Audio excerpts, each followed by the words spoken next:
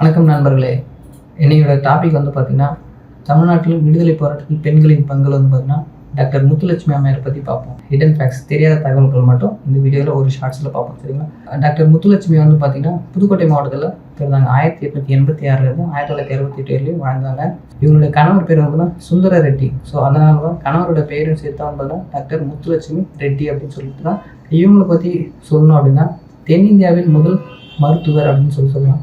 கண் அறுவை சிகிச்சை நிபுணராகவும் பண்ணியிருக்காங்க. எம்எம்சியில் படித்த முதல் பெண் மருத்துவரும் இவங்க தான். சென்னை மாநகராட்சியோட முதல் துணை மேயராகவும் இருந்திருக்காங்க. முதல் சட்ட மேலவை உறுப்பினராகவும் இருந்திருக்காங்க.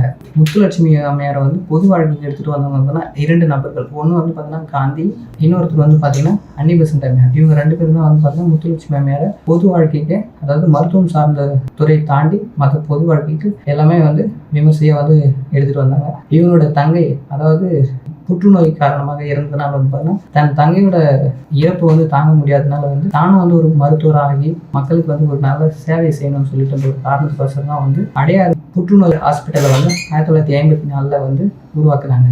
இதுக்கு முன்னாடி வந்து பார்த்தீங்கன்னா இந்த ஹாஸ்பிட்டல் தான் சாந்தோம்ல இருந்தது. ஆதரவற்றோருக்கு வந்து பார்த்தீங்கன்னா அவையிலம் 1930 வந்து ஸ்டார்ட் பண்ணாங்க. இந்த அவையிலத்தில் வந்து பார்த்தீங்கன்னா பொருளாதார ரீதியாக பின்தங்கியவர்கள், ஆதரவற்றவர்கள், விதவைகள், இப்படி பல பேர் இருந்தது ஆழ்ந்தவங்க தான் வந்து பார்த்தீங்கன்னா அந்த அவையிலத்தில் வந்து பண்ணாங்க. இந்திய அரசாங்கம் வந்து பார்த்தீங்கன்னா இவங்களுக்கு வந்து 1956 வந்து பத்ம பூஷன் விருது வந்து கொடுத்துருக்காங்க.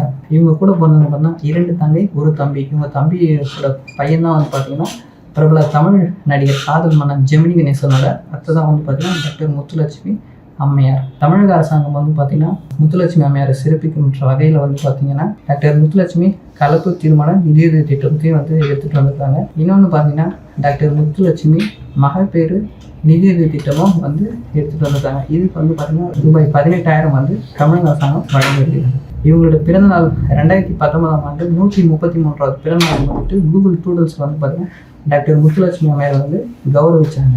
நன்றி நண்பர்கள். இந்த ஃபேக்ட்ஸ் உங்களுக்கு யூஸ்ஃபுல்லாக இருக்குன்னு நம்புகிறேன். வீடியோ பிடிச்சிருந்தா லைக் பண்ணுங்கள், சப்ஸ்கிரைப் பண்ணுங்கள், ஷேர் பண்ணுங்கள். எக்ஸாம் பாயிண்ட் ஆஃப் வியூவில் உங்களுக்கு யூஸாக இருக்குன்னு நினைக்கிறேன். Okay friends, back.